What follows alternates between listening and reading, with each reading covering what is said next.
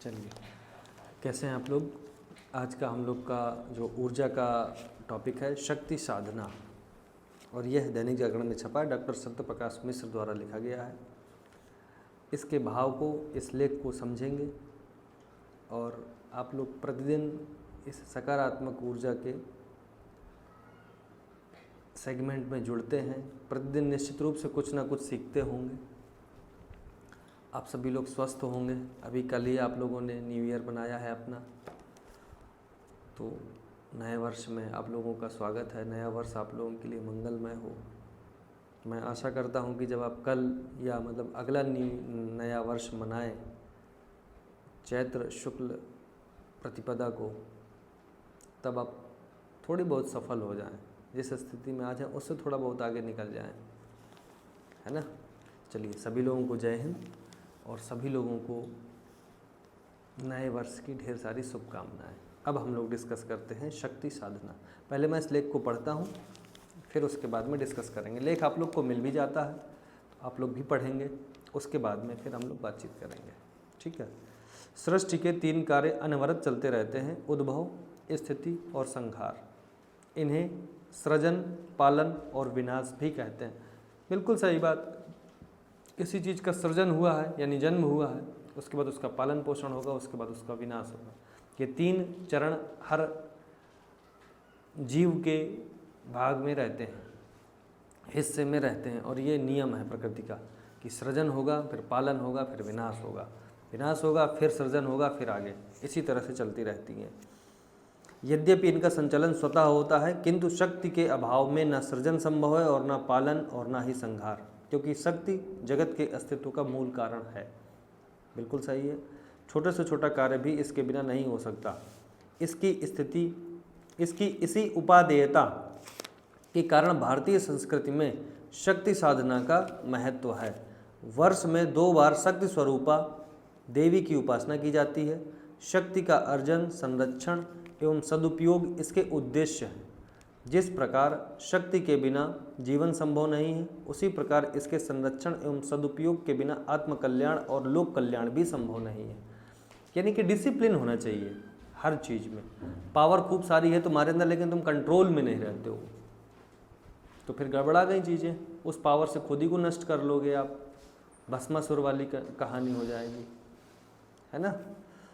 रावण जैसे राक्षसों ने अपनी तपस्या से विविध शक्तियों का अर्जन किया, किंतु न उनका संरक्षण किया और न ही उनका सदुपयोग किया। इसीलिए वे शक्तियां न केवल लोक के लिए अपितु अपने लिए भी विनाशकारी सिद्ध हुईं। देव और दानव संस्कृति में विभेद का मुख्य हेतु यही है। इसी से कोई मानव भी दानव बन जाता है और दानव भी देव बन जाता है। अतः शक्ति का मुख्य प्रयोजन लोकहित एवं उसका कल्याणकारी प्रयोग है। यदि आपके पास पावर है तो समाज का हित होना चाहिए, लोक का कल्याण होना चाहिए। और शक्ति का ये मतलब नहीं है कि समाज की प्रकृति को नष्ट करने लग जाएं आप, ठीक है। ऊर्जा ब्रह्मांड की केंद्रीय शक्ति है और इसके संचलन का आधार भी है। इसलिए सृष्टि के कण कण में अपरिमित ऊर्जा व्याप्त है, जिसका मानव ने विविध रूपों में अर्जन भी किया है। उसके सुनियोजित एवं कल्याणकारी प्रयोग से दुर्लभ अभीष्ट की प्राप्ति कर विश्व को स्वर्ग से भी सुंदर बनाया जा सकता है।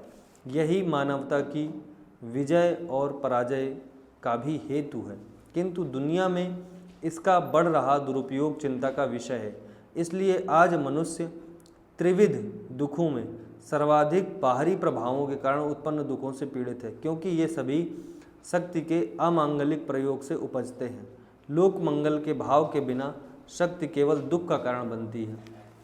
यानी लोक मंगल यानी कि आपने यदि परहित, दूसरे के हित में, दूसरे के लिए या जन कल्याण के लिए आपने कोई प्लान या आपकी शक्ति का प्रयोग नहीं हो रहा है, तो वो आपके कष्ट का और आपके दुख का कारण बनेगी। लोक मंगल की भावना के बिना शक्ति केवल दुख का कारण बनती है। देखिए, ये लाइन अच्छी है।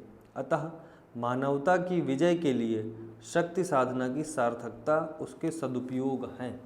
यानी कि आपको पहले तो पावर अचीव करनी चाहिए, पावरफुल बनना चाहिए, और फिर जब पावर आ जाए, सक्षम हो जाए, तो उसको उन लोगों की सेवा में उस पावर का प्रयोग करना चाहिए जो दीनहीन, दुखी हैं, जीव जंतु हैं, जानवर हैं, प्रकृति है।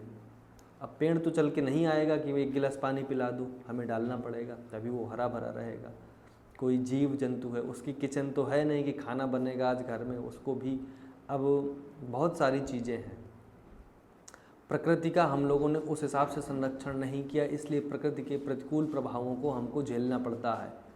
हर व्यक्ति ने अपने अपने खेत में तार बांध दिया। अब जानवर जो है, गाय भैंस जो भी हैं, वो हम लोगों पर आश्रित हैं। अब आपने यदि बाउंड्री कर दी तो वो बेचारे कहाँ से खाएंगे।